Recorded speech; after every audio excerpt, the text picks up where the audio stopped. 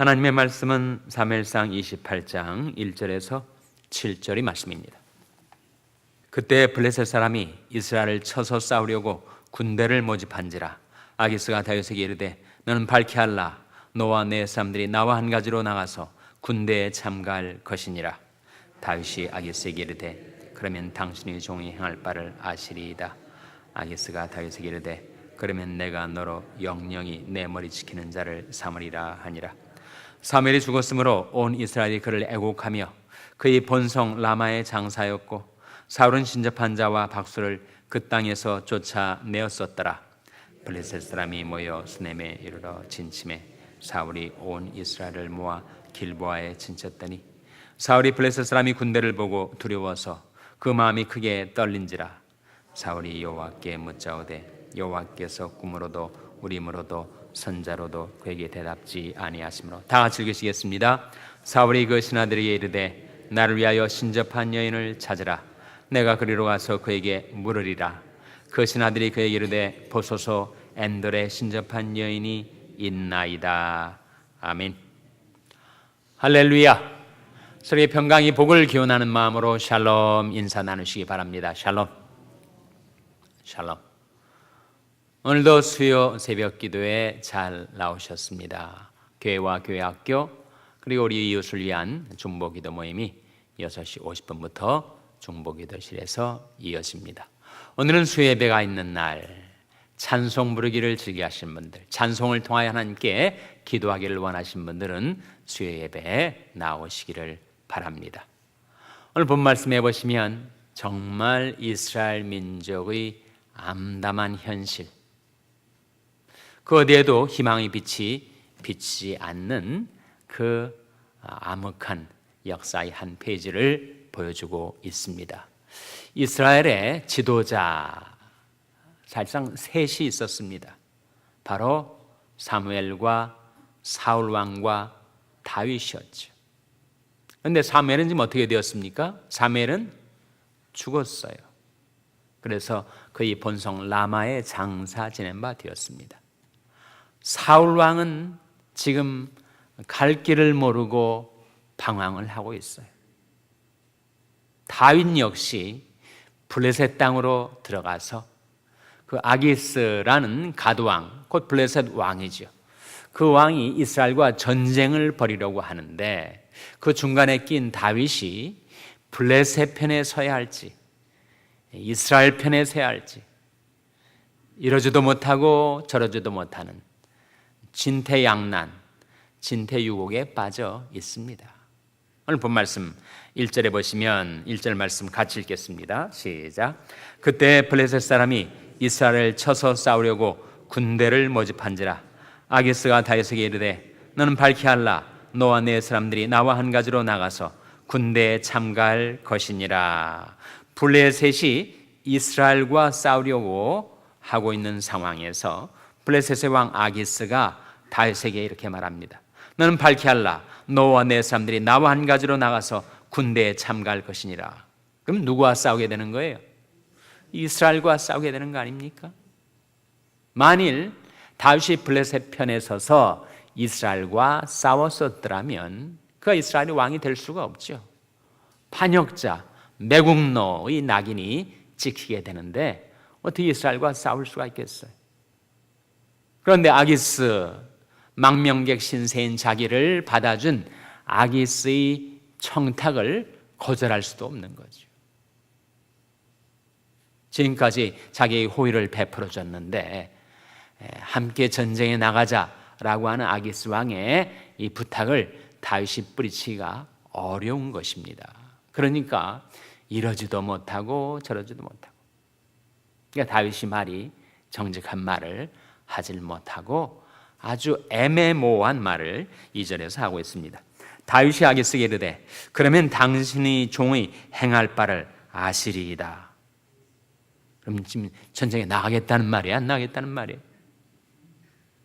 알쏭달쏭한 말을 하고 있는 거예요. 당신의 종의 행할 바를 아시리이다. 근데 아기스는 자기한테 유리한 대로 또 이 다윗의 말을 해석하는 겁니다. 아기스가 다윗에게 이르되 그러면 내가 너로 영영이 내 머리 지키는 자를 삼으리라. 자기 머리를, 왕의 머리를 지키는 자가 누구예요? 요즘으로 말하면 경호실장이죠. 경호실장. 그러니까 아기스가 다윗에게 네가 나와 함께 전쟁에 나가서 이스라엘과 싸우면 이제는 내가 너를 완전히 신임하고 내 경호실장으로 삼겠다. 아기스가 이렇게 말하는 걸 보면 다윗의 말을 어떻게 해석하는 겁니까? 전쟁에 나가 싸우겠다라고 해석하는 거죠. 다윗의 속마음은 어땠겠어요? 자기가 이스라엘과 나와서 싸울 수가 있습니까?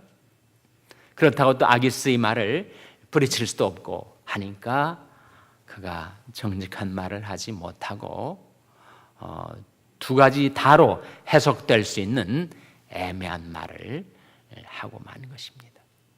왜 다윗이 이렇게 어려운 지경에 들게 되었는가? 그가 하나님의 말씀을 잊어버리고 하나님의 말씀을 놓쳐버리고 유다 땅에 거하라 하시는 선지자 갓을 통한 하나님의 명령을 놓쳐버린 채 블레셋 땅으로 들어온 것이 문제의 발단이 되고 만 것입니다. 다윗은 이런 형편에 있었고 사무엘은 죽었습니다. 3절에 보시면 사무엘이 죽었으므로 온 이스라엘이 그를 애곡하며 그의 본성 라마에 장사였고 사울은 신접한 자와 박수를 그 땅에서 쫓아내었었더라. 신접한 자가 뭐죠? 귀신 들린, 귀신과 통하는 자. 영어 성경에서는 미디엄이라고 하는데 바로 영매입니다. 영매. 그러니까 영적인 암흑의 세계, 악령들 세계와 통할 수 있는 사람이 신접한 자. 다음 박수는 뭐죠? 박수는 위저드라고 해가지고 마법사라고도 하지만 무당이죠, 무당. 그러니까 지금 사무엘이 죽었을 때 그때 사울이 잠시 정신을 차리고 하나님의 명령을 따라 신접한 자와 박수를 그 이스라엘 땅에서 다 쫓아내었었습니다. 그런데 지금 블레셋 사람이 쳐들어온 이 전쟁의 상황에서 사울이 또다시 엉뚱한 잘못을 저지르고 있습니다. 5절에 나오죠. 사울이 블레셋 사람이 군대를 보고 두려워서 그 마음이 크게 떨린지라. 눈에 보이는 현실을 보고 그가 공포에 사로잡힌 거예요. 사울이 하나님께 물었습니다. 사울이 여호와께 묻자오되 여호와께서 꿈으로도 우림으로도 선제라도 그에게 대답지 아니하시므로 꿈으로도 하나님의 뜻을 알리지 않으셨고 우림으로도 우림은 뭐죠? 우림은 에봇에 달린 우림과 둠밈 하나님의 뜻을 분별할 때 그 우림과 둠밈을 통해서 말씀해 줄 때가 있었는데 그것으로도 말씀하시지 않고 또 사무엘도 죽었으니 선자로도 그에게 대답지 아니하신 거예요. 그러니까 지금 사울의 입장이 그야말로 이러지도 못하고 저러지도 못하는 진퇴유곡에 빠져든 것입니다. 그 전쟁은 자기를 향해서 지금 점점 가까이 압박을 해오고 있고 뭔가 하나님의 뜻이 속 시원하게 드러나면 그 뜻을 따르겠는데 일체 하나님께로부터는 아무런 계시도 아무런 응답도 주어지지 않고 그래서 사울이 지금 어떻게 합니까? 그 상황에서 그가 신접한 여인을 찾습니다. 7절에 보시면 사울이 그 신하들에게 이르되 나를 위하여 신접한 여인을 찾으라. 내가 그리로 가서 그에게 물으리라. 얼마나 사울이 답답했으면 얼마나 그 상황이 암담했으면 사울이 신접한 여인을 찾아 나섰을까? 그러나 그것은 망하는 길, 사망길, 어떤 길은 사람이 보기에 바르나 빌겨온 사망의 길이니라. 지금 사망길로 사울이 나가고 있는 것입니다. 하나님께 물었을 때 하나님의 대답이 없으니 내가 그리로 와서 그에게, 곧 신접한 여인에게 물으리라. 그때 신하들이 보소서 엔돌에 신접한 여인이 있나이다.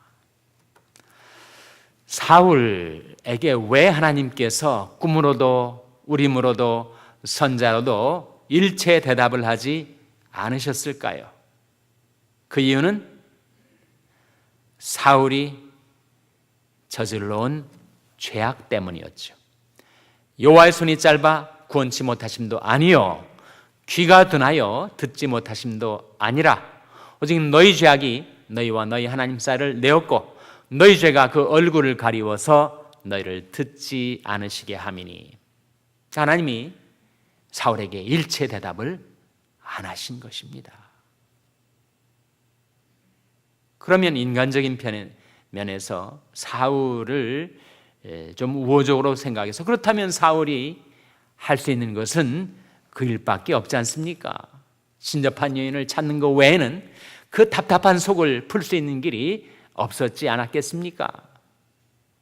이때 사울, 만일 우리가 사울이 형편에 처해 있었더라면 우리가 어떻게 행했어야 했을까요?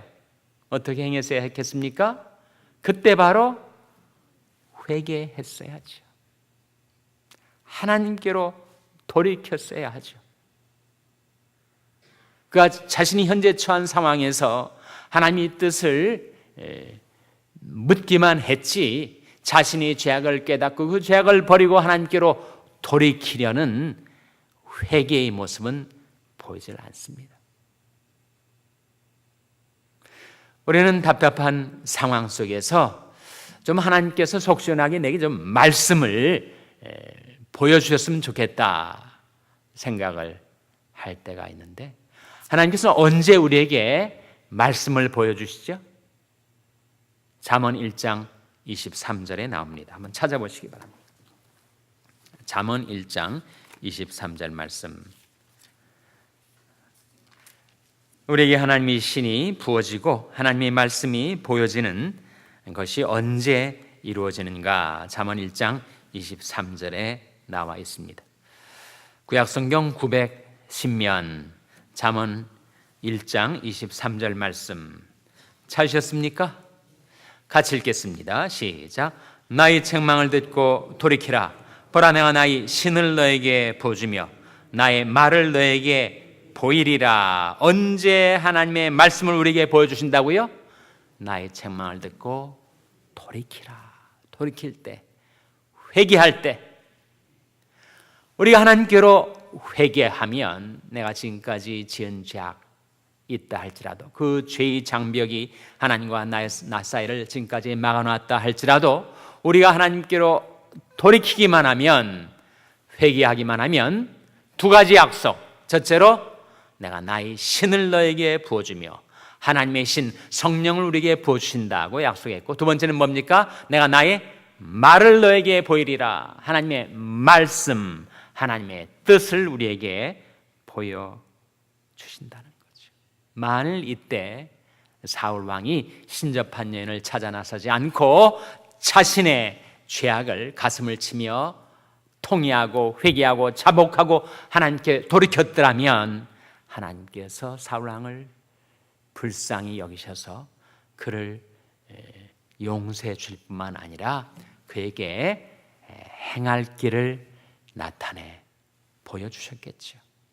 둘째로 우리가 하나님의 뜻을 어떻게 분별하는가? 하나님의 뜻을 분별하는 길, 하나님의 길을 찾아 분별하는 길이 요한복음 7장 17절에 나와요. 한번 찾아보시기 바랍니다. 요한복음 7장 17절 말씀. 답답한 상황에서 우리가 하나님의 뜻을 알 수 있는 길이 이 말씀 속에 나와 있습니다.